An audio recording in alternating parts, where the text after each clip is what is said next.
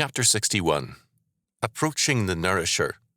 Genesis 43, 1-34. And the famine was sore in the land, and it came to pass, when they had eaten up the corn which they had brought out of Egypt, their father said unto them, Go again, buy us a little food. And Judah spake unto him, saying, The man did solemnly protest unto us, saying, Ye shall not see my face, except your brother be with you. If thou wilt send our brother with us, we will go down and buy thee food. But if thou wilt not send him, we will not go down. For the man said unto us, Ye shall not see my face, except your brother be with you. And Israel said, Wherefore dealt ye so ill with me, as to tell the man whether ye had yet a brother? And they said, The man asked us straitly of our state and of our kindred, saying, Is your father yet alive? Have ye another brother? And we told him according to the tenor of these words. Could we certainly know that, he would say, Bring your brother down? And Judah said unto Israel his father, Send the land with me, and we will arise and go, that we may live and not die, both we and thou, and also our little ones. I will be surety for him, of my hand shalt thou require him. If I bring him not unto thee, and set him before thee, then let me bear the blame forever. For except we had lingered, surely now we had returned this second time. And their father Israel said unto them, If it must be so now, do this. Take of the best fruits in the land in your vessels, and carry down the man a present, a little balm, and a little honey, spices, and myrrh, nuts and almonds. And take double money in your hand, and the money that was brought again in the mouth of your sacks, carry it again in your hand.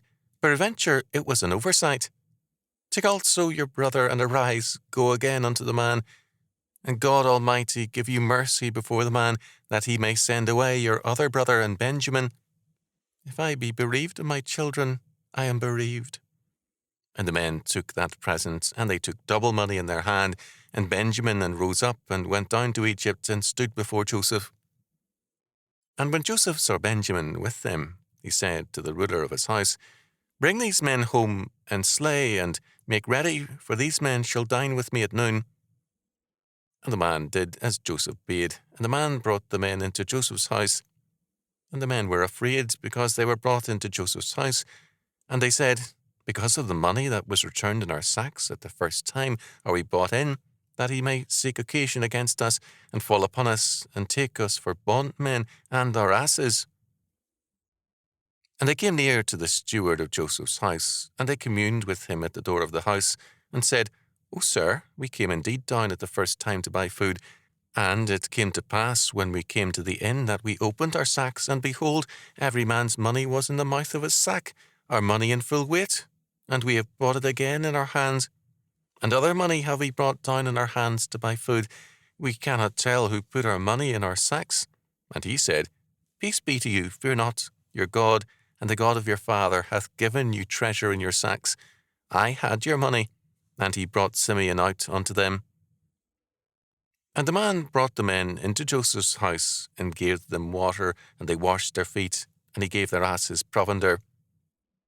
And they made ready the present against Joseph came at noon, for they heard that they should eat bread there.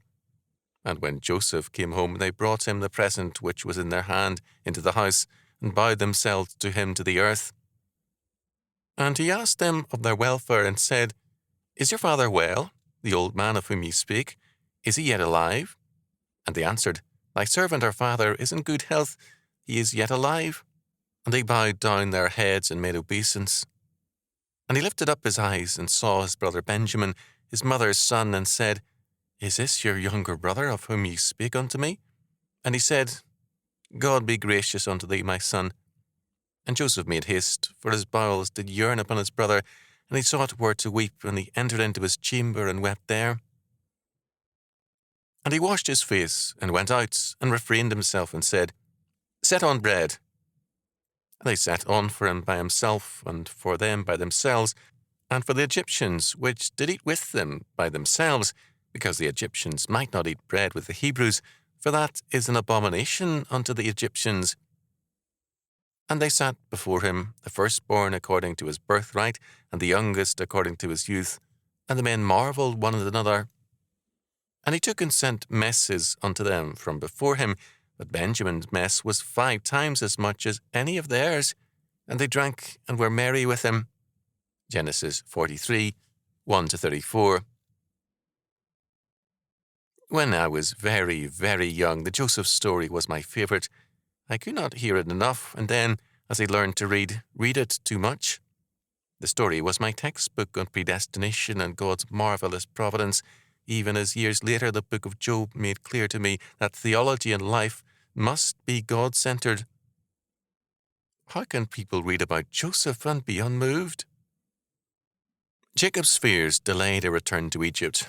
Already bereft, he feared further loss. Thus far, the first trip to Egypt seemed to mean more grief for him. He therefore feared each further step as an invitation to disaster.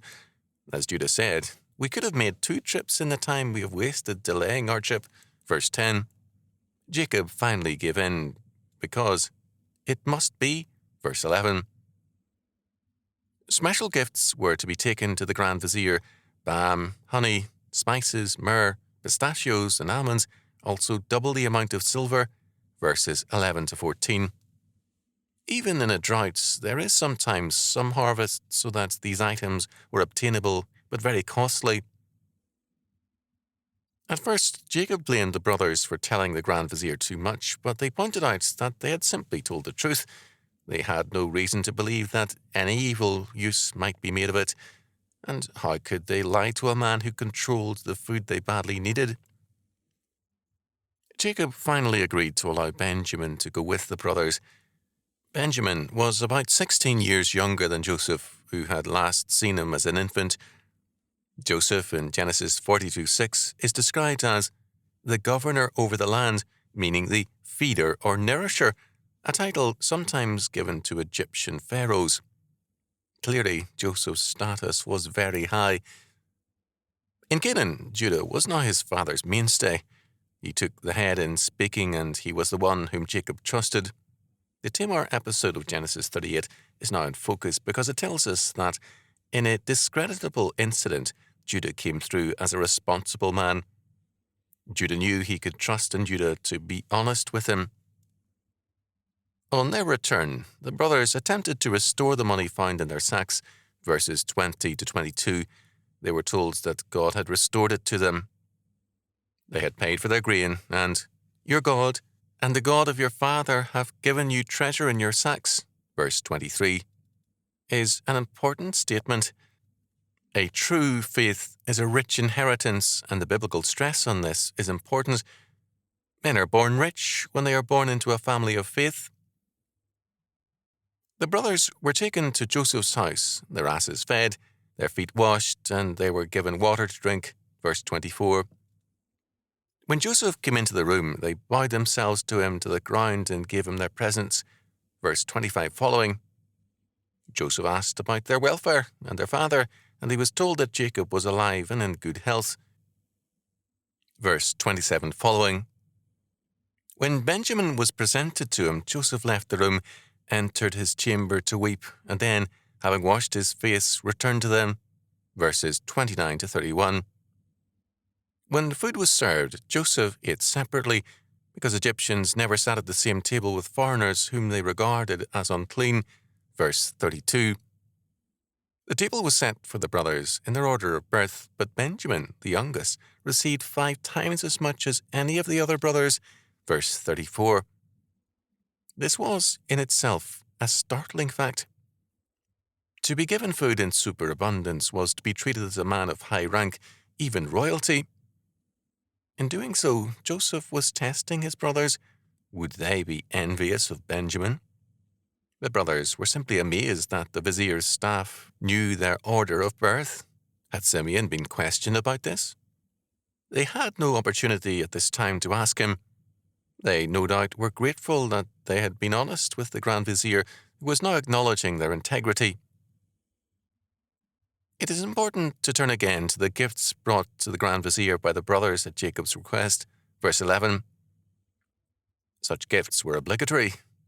No man could enter into the presence of a man of power without bearing gifts.